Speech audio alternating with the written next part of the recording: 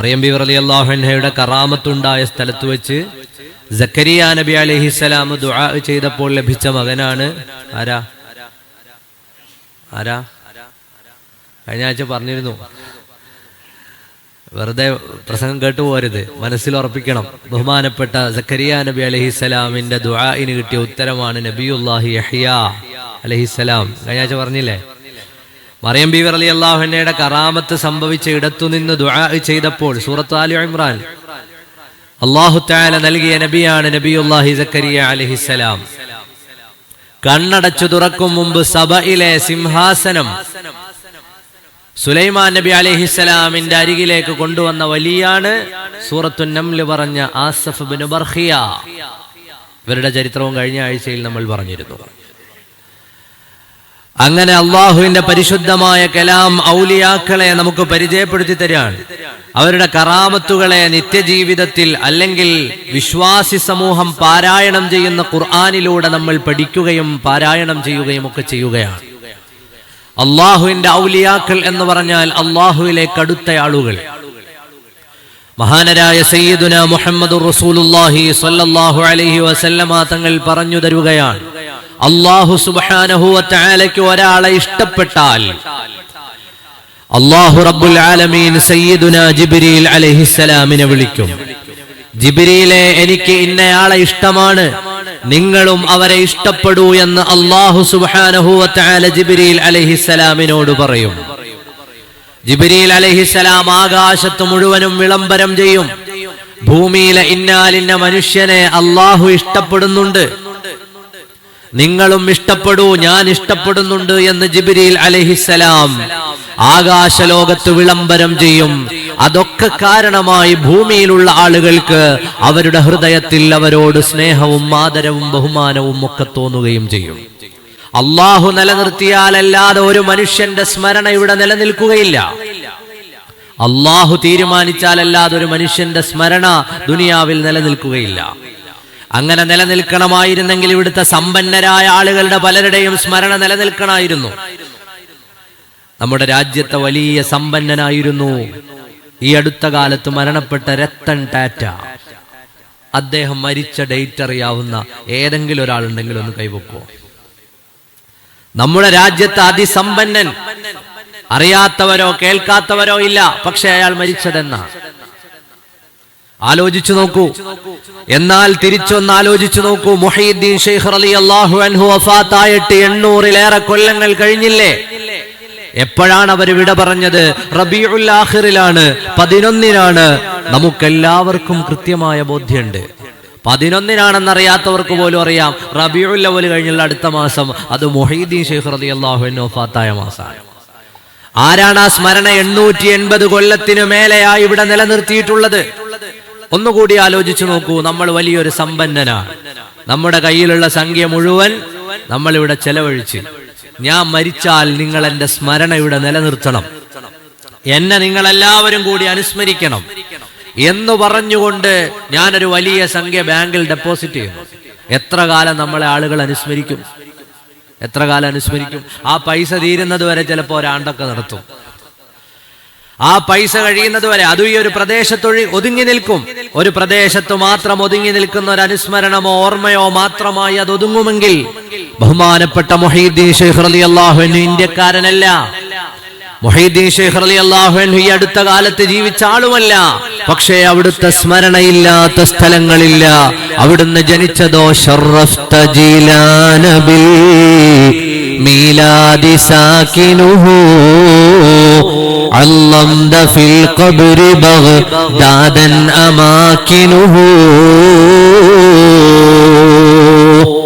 Caspian കടലിന്റെ ചാര ജയിലാൻ എന്ന പ്രദേശത്താണ് നബി സല്ലല്ലാഹു അലൈഹി വസല്ലമ തങ്ങളുടെ പേരക്കുട്ടിയായി ഹസൻ ഹുസൈൻ റളിയല്ലാഹു അൻഹുമയിലേക്ക് ചേരുന്ന മാതാപിതാക്കളുടെ പരമ്പരയിൽ ഈ മഹാപ്രപഞ്ചത്തിന് വെളിച്ചം തൂവിക്കൊണ്ട് പിറന്നു വീണത് ഖുതുബുൽ അഖ്താബ് മുഹയ്യിദ്ദീൻ അബ്ദുൽ ഖാദിർ ജീലാനി റളിയല്ലാഹു അൻഹു. അവരുടെ സ്മരണ ആരാണ് ഇവിടെ നിലനിർത്തിയത്? മുഅ്മിനീങ്ങൾ മനസ്സിലാക്കാനാണ്. 880 കൊല്ലം കഴിഞ്ഞിട്ടും അവരെ ഉമ്മത്ത് മറന്നുപോയിട്ടില്ലെങ്കിൽ അവരുടെ സ്മരണ നിലനിർത്തിയത് ആരുടെ സ്മരണ ഇവിടെ നിലനിൽക്കണമോ അത് അല്ലാഹു റബ്ബുൽ ആലമീൻ. അവൻ തീരുമാനിച്ചാലല്ലാതെ നിലനിൽക്കുകയില്ല. അപ്പ അവര് ചെയ്ത ത്യാഗം എത്ര വലുതാണ്. മുഹീദ്ദീൻ ശൈഖ് റളിയല്ലാഹു അൻഹു ചെറിയ വലിയൊന്നുമല്ല. അല്ലാഹുവിന്റെ ഔലിയാക്കൾ എന്ന വലിയ സംഘമുണ്ട്. അതിനാണ് ഖുർആൻ കൊണ്ട് കഴിഞ്ഞ ആഴ്ചയിൽ തെളിവ് പറഞ്ഞത്. ആ ഔലിയാക്കളുടെ കൂട്ടത്തിലെ ഖുതുബുൽ അഖ്താബ് എല്ലാ വലികളും മേലെ കുത്തുബാണോരും എന്നോട് വീട്ടിലെ പിള്ളേരതെന്നോവർ. സകല ഔലിയാക്കളുടെയും നേതാവാണവർ. അവര് ദീനിന് ചെയ്ത ത്യാഗം എത്രയോ വലുതാണ്. മുഹീദ്ദീൻ ശൈഖ് റളിയല്ലാഹു അൻഹുവിന്റെ ഓർമ്മകൾ മുസ്ലിം ഉമ്മത്തിന് നൽകുന്ന ഊർജം ചെറുതല്ല. ഇസ്ലാം എല്ലാ നിലയിലും പ്രയാസപ്പെട്ടൊരു കാലത്ത്, ആത്മീയമായി തീരെ വീണുപോയ കാലം, ഭൗതികമായി വലിയ വെല്ലുവിളികൾ നേരിട്ട കാലം, പല പ്രതിസന്ധികളും എങ്ങനെ തരണം ചെയ്യണമെന്നറിയാതെ നിൽക്കുന്ന കാലത്താണ് വരുന്നത് ഖുതുബുൽ അഖ്താബ് മുഹീദ്ദീൻ അബ്ദുൽ ഖാദിർ ജീലാനി റളിയല്ലാഹു അൻഹു. അവർ ജനിച്ച സ്ഥലത്തുനിന്ന് എത്രയോ ദൂരത്താണ് ബഗ്ദാദ്. ബഗ്ദാദ് അന്ന് ലോകത്തിന്റെ ശ്രദ്ധയാകർഷിച്ച സ്ഥലമാണ്. ബഗ്ദാദിന്റെ ചരിത്രം ഇമാമുന ശാഫിഈ റളിയല്ലാഹു അൻഹു പറയുന്നുണ്ട്, ബഗ്ദാദ് സന്ദർശിച്ചിട്ടില്ലെങ്കിൽ നിങ്ങൾ ലോകം കണ്ടിട്ടില്ല. സയ്യിദുനാ ജുനൈദുൽ ബഗ്ദാദി റളിയല്ലാഹു അൻഹുവിന്റെ ബഗ്ദാദ്, ഔലിയാക്കളുടെ മഹാനേതാക്കളൊക്കെയും വന്നുപോയ ഇടം, മഹാരഥന്മാരായ ഔലിയാക്കളും സ്വാലിഹീങ്ങളും ഇസ്ലാമിന്റെ പ്രതാപവും നിലനിന്ന ഇടം. അന്ന് ബഗ്ദാദ് ലോകത്തെ ഏറ്റവും അറിയപ്പെട്ട ഇടമാണ്. അവിടേക്കാണ് മുഹീദ്ദീൻ ശൈഖ് റളിയല്ലാഹു അൻഹു പഠനവും പ്രബോധനവും ചെയ്യാൻ വേണ്ടി വരുന്നത്. അവിടെ ഇരുന്നു കൊണ്ടാണ് ലോകത്തിന് മുഴുവനും വെളിച്ചമായി മാറുന്നത്. ഏതുവരെ? ബഗ്ദാദിൽ ഇരുന്നു കൊണ്ട് ഇസ്ലാം ആ കാലത്ത് സുഖലോലുപതയുടെ, പ്രയാസങ്ങളുടെ, പ്രശ്നങ്ങളുടെ നടുത്തളത്തിൽ നിൽക്കുന്ന കാലം. അപ്പൊ ദീനിനെ കൈപിടിച്ച ആളാണ് സയ്യിദുന മുഹീദ്ദീൻ അബ്ദുൽ ഖാദിർ ജീലാനി ഖദ്ദസല്ലാഹു സിർറഹുൽ അസീസ്. പരിശുദ്ധമായ ദീനിന് അവിടുന്ന് വേണ്ടതെല്ലാം നൽകി. ആത്മീയത മാത്രമല്ല, പരിശുദ്ധമായ ദീനിന് എന്തെല്ലാം ആവശ്യമാണോ അതെല്ലാം നൽകിയ ശൈഖാണ് മുഹീദ്ദീൻ അബ്ദുൽ ഖാദിർ ജീലാനി ഖദ്ദസല്ലാഹു സിർറഹുൽ അസീസ്. സാമ്പത്തികമായി, സാമൂഹികമായി, രാഷ്ട്രീയപരമായി പോരാളികൾക്കൊപ്പം നിന്ന് ഇസ്ലാം ഏതെല്ലാം മേഖലകളിൽ വെല്ലുവിളികൾ നേരിട്ടോ ആ മേഖലകളിൽ മുഴുവനും മുഹീദ്ദീൻ എന്ന പേർ ദീൻ താൻ വിളിച്ചോവർ. മുഹീദ്ദീൻ ശൈഖ് റളിയല്ലാഹു അൻഹു ദീനിനെ ഹയാത്താക്കിയത് കൊണ്ടാണ് അവർക്ക് മുഹീദ്ദീൻ എന്ന പേര് വന്നത്. അവരുടെ പേര് അബ്ദുൽ ഖാദിർ എന്നാണ്. അവർക്ക് മുഹീദ്ദീൻ എന്ന പേര് വരാനുള്ള കാരണം അങ്ങനെയാണ്. അപ്പൊ ദീനിന് വേണ്ടതെല്ലാം കൊടുത്ത നേതാവ്, ദീനിന് വേണ്ടതെല്ലാം കൊടുത്ത, ദീനിനെ കൈപിടിച്ചുയർത്തി ലോകത്തിന്റെ മുമ്പിലേക്ക് പരിശുദ്ധമായ ദീനിന്റെ ഇസ്സത്തിനെ ഉയർത്തി. അബുൽ ഹസൻ അലി നദ്വി രേഖപ്പെടുത്തുന്നുണ്ട്, നബി സല്ലല്ലാഹു അലൈഹി വസല്ലമ തങ്ങൾക്കു ശേഷം കോടാനകോടി വരുന്ന മനുഷ്യരുടെ ഹിദായത്തിന് കാരണക്കാരനായ മനുഷ്യനാണ് സയ്യിദുനാ മുഹീദ്ദീൻ അബ്ദുൽ ഖാദിർ ജീലാനി ഖദ്ദസല്ലാഹു സിർറഹുൽ അസീസ്. അവരുടെ സ്മരണ ഇവിടെ നിലനിന്നത് വെറുതെ എന്നാ വിചാരിക്കുന്നത്? നബി സല്ലല്ലാഹു അലൈഹി വസല്ലമ തങ്ങൾക്ക് ശേഷം ലക്ഷക്കണക്കിന് മനുഷ്യരുടെ ഹിദായത്തിന് അവർ കാരണമാവുകയോ, നേരിട്ട് കാരണമാവുകയോ, കോടിക്കണക്കിന് മനുഷ്യരുടെ ഹിദായത്തിന് അവർ കാരണക്കാരാവുകയോ ചെയ്തിട്ടുണ്ട്. വെറുതെ ആലോചിച്ചാൽ മതി, ലക്ഷമൊന്നും വേണ്ട. നമ്മളെ കണ്ടിട്ട് ഒരാൾ ഇസ്ലാമിലേക്ക് വന്നിട്ടുണ്ടോ? ഒറ്റയാള് നമ്മളൊക്കെ ഒന്ന് ആലോചിച്ച് നോക്കി, ഒറ്റയാള് നമ്മളെ കണ്ടിട്ട് ഇസ്ലാമിലേക്ക് വന്നിട്ടുണ്ടോ? വന്നില്ലേലും വേണ്ടിയില്ല, ഇസ്ലാമിനെ വെറുക്കാതെങ്കിലും ഇരുന്നിട്ടുണ്ടോ? നമ്മുടെ വാക്കും നമ്മുടെ പ്രവർത്തനവും നമ്മുടെ ഇടപാടും കണ്ടിട്ട് ഇസ്ലാമിനെ വെറുത്തുപോയവരുണ്ടാവില്ലേ? അള്ളാഹു കാത്തുരക്ഷിക്കുമാറാകട്ടെ. അവിടെയാണ് ലക്ഷക്കണക്കിന് മനുഷ്യരെ ഹിദായത്തിലേക്ക് കൊണ്ടുവരുന്ന ഒരു നേതാവ്, അവരുടെ കൈ പിടിച്ചു കൊണ്ടുവരുന്ന നേതാവ് സയ്യിദുനാ മുഹീദ്ദീൻ അബ്ദുൽ ഖാദിർ ജീലാനി റളിയല്ലാഹു അൻഹു. അവരുടെ ആ ചരിത്രം, ബഗ്ദാദിന്റെ മണ്ണിൽ നിന്ന് ലോകമാസകലം അടിച്ചു വീശിയ ആ മഹാചരിത്രം മുസ്ലിമീങ്ങളുടെ ഹൃദയത്തിന് നൽകുന്ന ഊർജം ചെറുതല്ല. അവരുടെ പ്രിയപ്പെട്ട ശിഷ്യന്മാരാണ് കേരളത്തിലെ ഇസ്ലാമിക പ്രബോധന രംഗത്ത് ആത്മീയമായും സാമൂഹികമായും ഒരു കാലത്ത് വലിയ പങ്കുവഹിച്ചത്. അതുകൊണ്ടാണ് നമ്മുടെ എല്ലാം പള്ളികളില് കുത്തുബിയത്തും മുഹീദ്ദീൻ മാലയും മുഹീദ്ദീൻ ശൈഖിന്റെ അനുസ്മരണം എല്ലാം നിർത്തിവെച്ച് നോക്കൂ. മുഹീദ്ദീൻ ശൈഖ് റളിയല്ലാഹു അൻഹു പറയപ്പെടാതിരിക്കോ? നിങ്ങൾ ഈ കേരളത്തിന്റെ കാസർഗോഡ് മുതൽ കന്യാകുമാരി വരെ അല്ലെങ്കിൽ കന്യാകുമാരി മുതൽ കാശ്മീർ വരെ സഞ്ചരിച്ചു നോക്കൂ, എത്ര മുഹീദ്ദീൻ പള്ളികൾ ഉണ്ടാവും? മുഹീദ്ദീൻ പള്ളികൾ ഒരുപാടില്ലേ? മുഹീദ്ദീൻ മസ്ജിദ് എന്ന് പേരെഴുതി എത്ര പള്ളികൾ ഉണ്ടാവും? ഓരോ നഗരത്തിലും ചെന്ന് നോക്കൂ, അവിടെ ഒക്കെ മുഹീദ്ദീൻ പള്ളി ഉണ്ടാവും. അതെങ്ങനെയാണ് ആ പള്ളികൾ വരാനുള്ള കാരണം? അത് മുഹീദ്ദീൻ ശൈഖ് റളിയല്ലാഹു അൻഹു ആരാധിക്കുന്ന പള്ളിയല്ല. ആ പള്ളി വരാനുള്ള കാരണം മുഹീദ്ദീൻ ശൈഖ് റളിയല്ലാഹു അൻഹുവിന്റെ മുരീദുമാരായ ആളുകൾ, അല്ലെങ്കിൽ അവിടുത്തെയോട് അടുപ്പം പ്രാപിച്ച ആളുകൾ, ഇസ്ലാമിക പ്രബോധനത്തിന് വന്ന ഇടങ്ങൾ, അവരവിടെ സ്ഥാപിച്ച പള്ളികൾ അവരുടെ ശൈഖായ മുഹീദ്ദീൻ ശൈഖ് റളിയല്ലാഹു അൻഹുവിനെ അടയാളപ്പെടുത്തി. ആ പേര് കേൾക്കുമ്പോൾ തന്നെ മുസ്ലിം ഉമ്മത്തിന്റെ ഊർജ്ജം എത്രയാ? സുൽത്താൻ സലാഹുദ്ദീൻ അയ്യൂബി. ഗസയിൽ പ്രയാസങ്ങൾ അനുഭവിക്കുന്ന സമയമാണല്ലോ. ലോകത്തിന്റെ വിവിധ ഭാഗങ്ങളിൽ നിന്ന് ഗസയ്ക്ക് മരുന്നും വെള്ളവും ഭക്ഷണവുമായി ചെന്ന ബോട്ടുകളെ മുഴുവൻ ലോകം നോക്കി നിൽക്കെ തടഞ്ഞു വെച്ചതിന്റെ ഏറ്റവും നീതികെട്ട കാഴ്ചകൾ നമ്മൾ കണ്ടുകൊണ്ടിരിക്കുന്നു. നിങ്ങളൊക്കെ പത്രമാധ്യമങ്ങളിൽ വായിച്ചിട്ടുണ്ടാവും. 46 രാജ്യങ്ങളിൽ നിന്ന് ഗസയുടെ പ്രയാസം കണ്ട് സഹിക്കാൻ വയ്യാതെ അവിടെയുള്ള ജനങ്ങൾക്ക് ഭക്ഷണം കൊടുക്കണം, അവർക്ക് വെള്ളവും മരുന്നും എത്തിക്കണമെന്ന് കരുതി പുറപ്പെട്ട മുസ്ലിങ്ങൾ മാത്രമല്ല അതിലുള്ളത്. സ്പെയിനിലെ ബാഴ്സലോണയിൽ നിന്ന് പുറപ്പെട്ടവർ, അതിൽ ഇറ്റലിക്കാരുണ്ട്, തുർക്കിക്കാരുണ്ട്, ലോകത്തിന്റെ വിവിധങ്ങളായ ഭാഗത്തുള്ളവരുണ്ട്. ഭക്ഷണവും വെള്ളവും കൊണ്ടുവന്ന ആ കപ്പല് പോലും തടഞ്ഞിടുന്ന നെറികേടിന്റെ പേരാണ് ഇസ്രയേൽ. ഇസ്രയേലിന്റെ മണ്ണിലേക്ക്, അവിടെ ആ ചരിത്രത്തോടൊപ്പം വായിക്കൂ, ബൈത്തുൽ മുഖദ്ദസ് കീഴടക്കിയ നേതാവാണ് സുൽത്താൻ സലാഹുദ്ദീൻ അയ്യൂബി റളിയല്ലാഹു അൻഹു. ബൈത്തുൽ മുഖദ്ദസിന്റെ താഴികക്കുടങ്ങൾക്ക് താഴെ ഖുതുബയോദിയ ഇസ്ലാമിക ചരിത്രത്തിന് മറക്കാൻ പറ്റാത്ത നേതാവ് ആരായിരുന്നു? സുൽത്താൻ സലാഹുദ്ദീൻ അയ്യൂബിയുടെ കൂടെ ഉണ്ടായിരുന്നത്. നമ്മൾ ഈ പോരാളികളുടെ ചരിത്രം പറയും, അവർക്ക് ലഭിച്ച ആത്മീയമായ ഊർജം നമ്മൾ പലപ്പോഴും മറന്നുപോകും. സുൽത്താൻ സലാഹുദ്ദീൻ അയ്യൂബിയുടെ കൂടെ പടപൊരുതാൻ ഇറങ്ങിയതിലധികവും മുഹീദ്ദീൻ ശൈഖ് റളിയല്ലാഹു അൻഹുവിന്റെ പർണശാലയിൽ ദിക്റു ചൊല്ലി തെളിഞ്ഞു വന്ന ആളുകളാണ്. അല്ലാഹു ഹാദിരി അല്ലാഹു നാദിരി അല്ലാഹു ഷാഹിദി അല്ലാഹു മഈ. ദിക്റ് ചൊല്ലി ചൊല്ലി ചൊല്ലി നന്നായി വന്ന മനുഷ്യരുടെ ഒരു സംഘത്തെയും കൊണ്ടാണ് സുൽത്താൻ സലാഹുദ്ദീൻ പട നയിച്ചത്. ഇസ്ലാമിന്റെ ചരിത്രം നമുക്ക് പറഞ്ഞു തരാൻ മുഹീദ്ദീൻ ശൈഖ് റളിയല്ലാഹു അൻഹു പരുവപ്പെടുത്തി കൊടുത്ത ആൺകുട്ടികളെയും കൊണ്ടാണ് ഗസയിലേക്ക്, ഫലസ്തീനിലേക്ക്, ബൈത്തുൽ മുഖദ്ദസിലേക്ക് സലാഹുദ്ദീൻ അയ്യൂബി മാർച്ച് നടത്തിയത്. ചരിത്രം ഒരു സലാഹുദ്ദീനെ മാത്രമല്ല കാത്തിരിക്കുന്നത്. ഗസ വിഷമിക്കുന്ന സമയത്ത് വിളിക്കാനുള്ള പേരാണ് ഷെയ്ഖ് അബ്ദുൽ ഖാദിർ ജീലാനി ഖദ്ദസല്ലാഹു സിർറഹുൽ അസീസ്. അവരുടെ ശിഷ്യന്മാരുടെ ഒരു വലിയ സംഘമാണ് അവരുടെ കൂടെ ഉണ്ടായിരുന്നത്. മഹാന്മാരായ ഇമാമിങ്ങൾ രേഖപ്പെടുത്തുന്നുണ്ട്. നമ്മുടെ ഇന്ത്യയുടെ ചരിത്രത്തിലേക്ക് വരൂ. മലബാറിലെ കളക്ടറായിരുന്ന കനോലിയെ കൊന്നുകളഞ്ഞു. മലബാറിലെ സ്വാതന്ത്ര്യ സമര പോരാളികൾ, സ്വാതന്ത്ര്യ സമരത്തിന്റെ ചരിത്രമൊക്കെ പഠിക്കേണ്ട കാലാണ്. സ്വാതന്ത്ര്യ സമരത്തിൽ ഒരു അവകാശവുമില്ലാത്ത ആളുകളെ ഇന്ത്യയുടെ ചരിത്രത്തിന്റെ ഭാഗമാക്കാൻ ചില ആളുകൾ ശ്രമിച്ചുകൊണ്ടിരിക്കുന്ന കാലത്ത്, അധികാരങ്ങളിലുള്ളവർ ഇന്ത്യയുടെ ചരിത്രത്തോടൊപ്പം ഈ നാടിനെ ഒറ്റുകൊടുത്തവരെ കൂടി കൂട്ടിവെക്കാൻ നോക്കുന്ന കാലത്ത് നമ്മൾ വായിക്കേണ്ട ചരിത്രമാണ്. മലബാറിലെ കളക്ടറായിരുന്ന കനോലി, ഇന്നുകൊണ്ട് മലബാറിലൊരു കനോലി കനാല്. മലബാർ കളക്ടറായിരുന്ന കനോലിയെ കൊല്ലാൻ വേണ്ടി പുറപ്പെട്ട സ്വാതന്ത്ര്യ സമര പോരാളികൾ അവര് തലേ രാത്രിയിൽ മുഹീദ്ദീൻ മാല പാരായണം ചെയ്തിരുന്നു എന്ന് വില്യം ലോഗൻ മലബാർ മാനുവലിൽ രേഖപ്പെടുത്തുന്നുണ്ട്. അപ്പൊ ചരിത്രം, മുഹീദ്ദീൻ ശൈഖ് റളിയല്ലാഹു അൻഹുവിന്റെ ചരിത്രം എന്ന് പറഞ്ഞാൽ അത് സാമൂഹികമായി പറഞ്ഞാലും ആത്മീയമായി പറഞ്ഞാലും അതിന്റെ വലിപ്പം വലുതാണ്. കാലഘട്ടങ്ങളെ അതിജയിച്ച നേതാവ്, അവരുടെ ഹൃദയങ്ങളെ പിടിച്ചുകുലുക്കിയ നേതാവാണ് സയ്യിദുനാ മുഹീദ്ദീൻ അബ്ദുൽ ഖാദിർ ജീലാനി റളിയല്ലാഹു അൻഹു. അവരെ പോലെ കറാമത്തുകൾ രേഖപ്പെടുത്തപ്പെട്ട ഒരു വലിയ ഉണ്ടായിട്ടില്ല എന്നാണ് ചരിത്രം.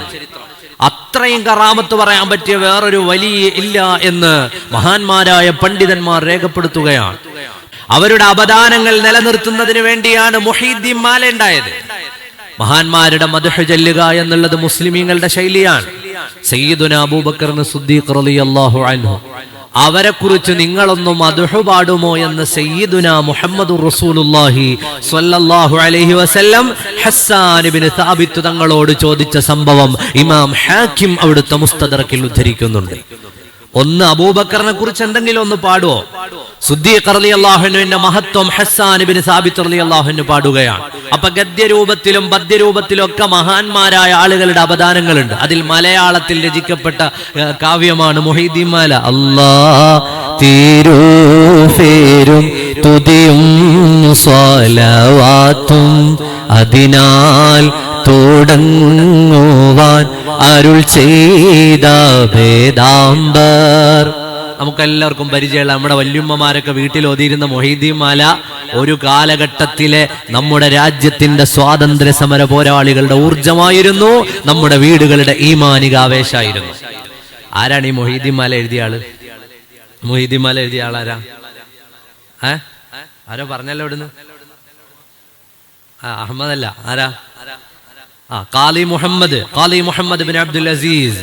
ഖാലി മുഹമ്മദ് എന്നു പേരുള്ളവർ കോഴിക്കോട്ടെ ഖാലിയായിരുന്ന, കോഴിക്കോട്ടത്തുറ തന്നിൽ പിറന്നോവർ, കോർവ ഇതൊക്കെയും നോക്കിയെടുത്തോവർ, ബഹുമാനപ്പെട്ട മാലിക് ബിൻ ഹബീബ് റളിയല്ലാഹു അൻഹു എന്ന സ്വഹാബിയിലേക്ക് ചേരുന്ന പരമ്പരയിൽ ഉള്ള മഹാപണ്ഡിതൻ, കോഴിക്കോട്ടെ ഖാലിയായിരുന്ന ഖാലി മുഹമ്മദ് എന്നവർ. അവരാണ് മൊഹീദ്ദീൻ മാല രൂപപ്പെടുത്തിയത്. എവിടുന്നെങ്കിലും കേട്ട കുറെ കഥകൾ ചേർത്ത് വെച്ചെഴുതിയതല്ല. അവർ ചൊന്നേ ബൈത്തീനും ബഹ്ജാകിതാബീനും അങ്ങീനെ തക്മീല തന്നീനും കണ്ടോവർ. മുഹയ്യിദ്ദീൻ ശൈഖ് റളിയല്ലാഹു അൻഹുവിന്റെ ബൈത്തുകൾ, അതുപോലെ ഇമാം ശത്നൂഫി റളിയല്ലാഹു അൻഹുവിന്റെ ബഹ്ജത്തുൽ അസ്റാർ പോലെയുള്ള ഗ്രന്ഥങ്ങളിൽ നിന്ന് കണ്ടതാണ് മഹാനരായ മുഹയ്യിദ്ദീൻ ശൈഖ് റളിയല്ലാഹു അൻഹുവിന്റെ ഈ മദ്ഹുകളൊക്കെ. മലയാളത്തിന്റെ പിതാവായ തുഞ്ചത്ത് എഴുത്തച്ഛൻ കിളിപ്പാട്ടു രാമായണം രചിക്കുന്നതിനും 50 കൊല്ലങ്ങൾക്ക് മുമ്പ് മുഹയ്യിദ്ദീൻ മാല വിരചിതമായി. 400-ലേറെ വർഷമായി മുഹയ്യിദ്ദീൻ മാല മുസ്ലിങ്ങളുടെ കൂടെ ഉണ്ട്. മുഹയ്യിദ്ദീൻ മാലയിലെ കറാമത്തുകളൊക്കെ ഇന്ന കിതാബുകളിൽ നിന്നുള്ളതാണ് എന്ന് ഖാലി മുഹമ്മദ് എന്നവർ പറയുന്നു. ഖാലി മുഹമ്മദ് ആരാണ്? ഖാലി മുഹമ്മദ് എന്ന മഹാപണ്ഡിതൻ 500-ലേറെ ഗ്രന്ഥം രചിച്ച മഹാപണ്ഡിതന്റെ രചനയാണ് മുഹയ്യിദ്ദീൻ മാല. ഏതെങ്കിലും ഒരാൾ വഴിയിലൂടെ പോയ ഒരാൾ കേട്ടെഴുതി വെച്ചതല്ല. 500-ലേറെ ഗ്രന്ഥങ്ങൾ രചിച്ചയാൾ. ഫത്ഹുൽ മുബീൻ ഫി അഖ്ബാരിൽ ബുർതുഖാലീൻ. ഇന്ത്യ രാജ്യത്തേക്ക് കടന്നു വന്ന വൈദേശികർക്കെതിരെയുള്ള സമരകാവ്യം ഉൾപ്പെടെയുള്ള രചനകളുടെ രചയിതാവ്. ആ രചയിതാവാണ്. 500-ലേറെ ഗ്രന്ഥം. ഒരു 10 ഗ്രന്ഥം എഴുതിയ ആരെങ്കിലും കൂട്ടത്തിലുണ്ടോ? 500 ഗ്രന്ഥം എഴുതിയ മഹാപണ്ഡിതൻ, കോഴിക്കോട്ടെ ഖാലിയായിരുന്നവർ.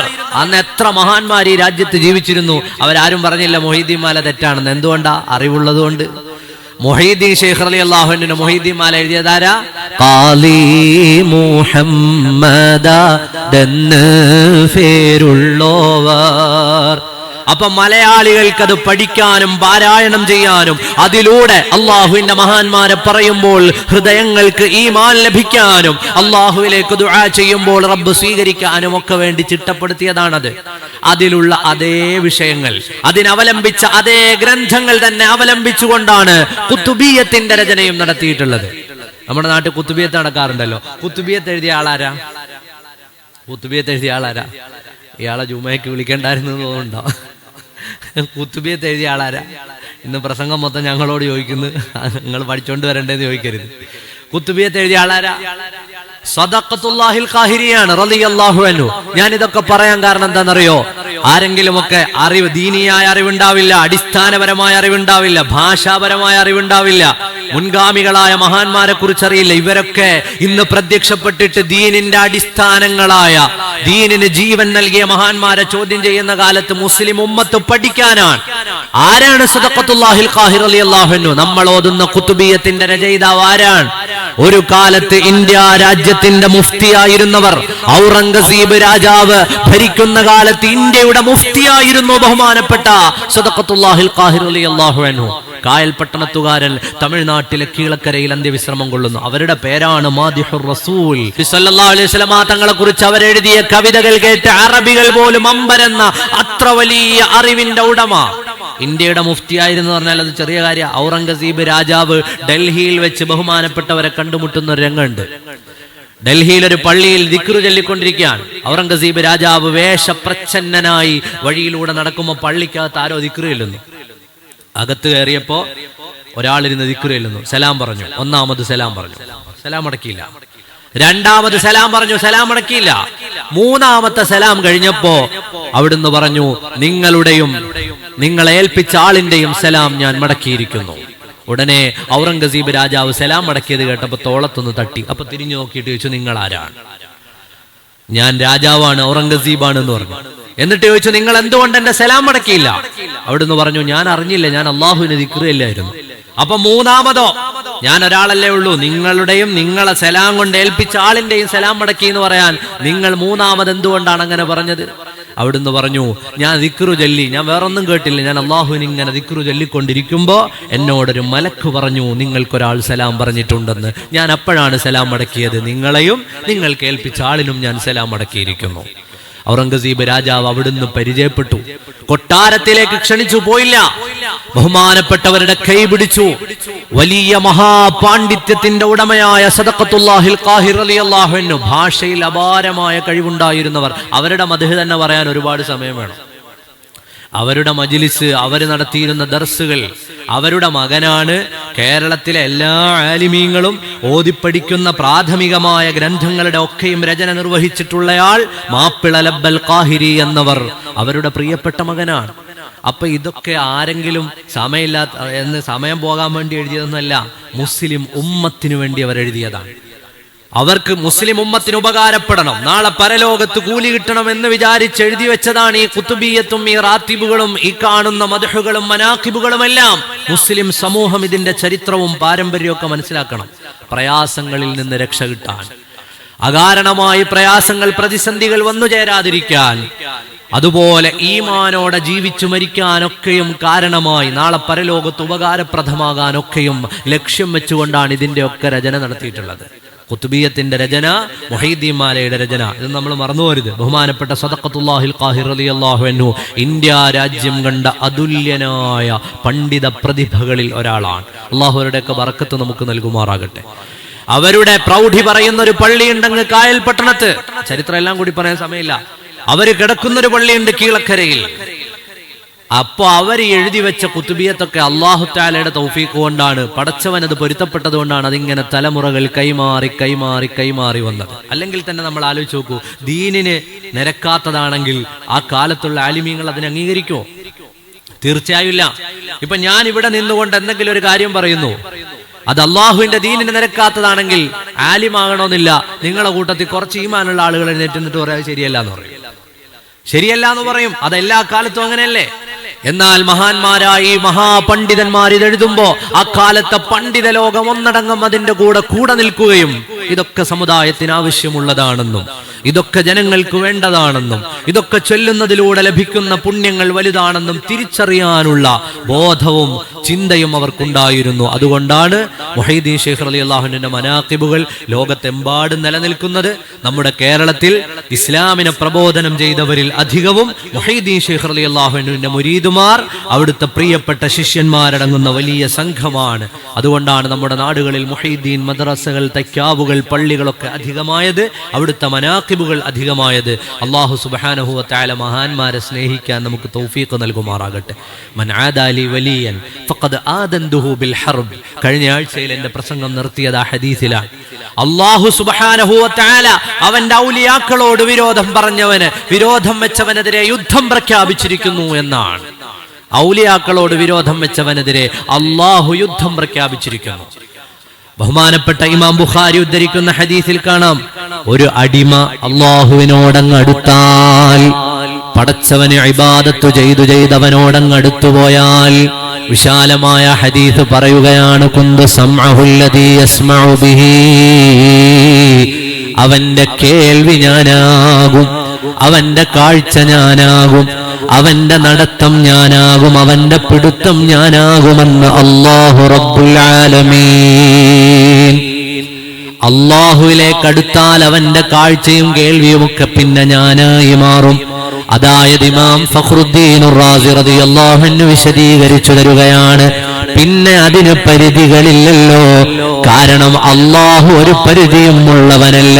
അല്ലാഹു അവരെ അങ്ങ് അവന്റെ അടുപ്പക്കാരായി ഉയർത്തുമ്പോ, ഇമാം ബുഖാരി റളിയല്ലാഹു അൻഹു ഉദ്ധരിക്കുന്ന ഹദീസല്ലേ, അവരുടെ കാഴ്ച, അവരുടെ കേൾവി, അവരുടെ നടത്തം, അവരുടെ ഇരുത്തം, അവരുടെ പിടുത്തം, എല്ലാത്തിലും അല്ലാഹു അവർക്ക് വലിയ സ്ഥാനം നൽകി പോകുമ്പോ അതിന് പരിധിയില്ല. അതുകൊണ്ടാണ് ഹബീബായ നബി തങ്ങളുടെ മിമ്പറിൽ നിന്നുകൊണ്ട് അകലേക്ക് വിളിച്ചത്, യാ സാരിയ അൽ അൽ ജബൽ, മോനെ സാരിയ, ആ കാണുന്ന പർവ്വതം ശ്രദ്ധിക്കണേ എന്ന് സയ്യിദുനാ ഉമർ ഇബ്നുൽ ഖത്താബ്. അതുകൊണ്ടാണ് നമ്മൾ വിളിക്കുന്നത് യാ സയ്യിദി സനദി ഔഫി വയാ മദദി കുല്ലി ലഹീറൻ അലൽ അഅദാഇ ബിൽ മദദി. ഒരു പരിധിയും ഇല്ല. ഇനി വിളിച്ചാലോ? ആലോചിച്ചു നോക്കൂ. ഇസ്ലാമിന്റെ പാഠങ്ങൾ അറിയാത്തത് കൊണ്ടല്ലേ നബി സല്ലല്ലാഹു അലൈഹി വസല്ലമ തങ്ങൾ മിഅ്റാജിന്റെ രാത്രിയിൽ യാത്ര ചെയ്യുമ്പോൾ പറയുകയാണ്, ഞാൻ കണ്ടു. ആരെയാണ് കണ്ടത്? മൂസാ നബി അലൈഹിസ്സലാം. കാന യുസല്ലി ഫീ ഖബരിഹി, അവര് ഖബറിൽ നിസ്കരിക്കുകയായിരുന്നു എന്ന് മുഹമ്മദുർ റസൂലുള്ളാഹി. മൂസാ നബി അലൈഹി സ്വലാം നബി തങ്ങളുടെ കാലത്തിന് എത്ര മുമ്പുള്ള ആളാ? മൂസാ നബി അലൈഹി സ്വലാം ഖബറിൽ നിസ്കരിക്കുന്നത് ഞാന് മിഅ്റാജിന്റെ രാത്രിയിൽ കണ്ടു എന്ന് മുഹമ്മദുർ റസൂലുള്ളാഹി സ്വല്ലല്ലാഹു അലൈഹി വസല്ലം. അള്ളാഹുവിന്റെ റസൂൽ ബൈത്തുൽ മുഖദ്ദസിൽ എത്തുമ്പോ ലോകത്തുള്ള സകല അമ്പിയാക്കളോടുണ്ടായിരുന്നു എന്നല്ലേ, വഖദ്ദമത്ക ജമീഉൽ അംബിയാഇ ബിഹാ വറുസുലി തഖദീമ മഖ്ദൂമിൻ അലാ ഖദമി. മുഅ്മിനീങ്ങളെ, ഇതൊക്കെ ഇസ്ലാമിന്റെ വിശ്വാസമാണ്, മുഅ്മിനീങ്ങളുടെ വിശ്വാസമാണ്. ആ വിശ്വാസത്തെ മുറുകെ പിടിക്കുക. അല്ലാഹു സുബ്ഹാനഹു വ തആലയുടെ മഹാന്മാരായ ഔലിയാക്കളെ സ്നേഹിക്കുക. അതിലൂടെ നമ്മുടെ മക്കൾ നന്നാകും, നമ്മുടെ ഹൃദയം ഈമാനിൽ ഉറച്ചു നിൽക്കും, നമുക്ക് ഈമാനോടെ മരിക്കാൻ കഴിയും. വളരെ പ്രധാനപ്പെട്ട വിഷയം. ആ ഈമാനിൽ നിന്ന് തെറ്റിപ്പോകാനുള്ള കാരണമാണ് അള്ളാഹുവിന്റെ ഔലിയാക്കളോട് വെറുപ്പുണ്ടാവുക. അവരെ പറയുന്നത് കേൾക്കുമ്പോൾ തന്നെ അലർജി തോന്നുക. നമ്മുടെ മക്കൾ അത് കാരണം നശിച്ചു പോകാൻ സാധ്യതയുണ്ട്. അള്ളാഹു കാത്തുരക്ഷിക്കുമാറാകട്ടെ. നമ്മുടെ ഈമാൻ തെറ്റിപ്പോകാൻ സാധ്യതയുണ്ട്. അള്ളാഹു കാത്തുരക്ഷിക്കുമാറാകട്ടെ. അപ്പോ കുത്തുബിയത്തും റാത്തിബുകളും ഇക്കാണുന്ന ഈ മുഹീദ്ദീൻ മാലകളും ബൈത്തുകളും എല്ലാം നമ്മുടെ പരലോകം രക്ഷപ്പെടാനുള്ളതാണ് എന്ന ചിന്തയോടെ മഹാന്മാരായ സ്വാലിഹീങ്ങളെ സ്നേഹിക്കുകയും അവരുടെ ജീവിതത്തെ മനസ്സിലാക്കുകയും ചെയ്യുക. ബാക്കി ഇൻഷാ അല്ലാഹ് അടുത്ത ആഴ്ചയിൽ പറയാം. അല്ലാഹു റബ്ബുൽ ആലമീൻ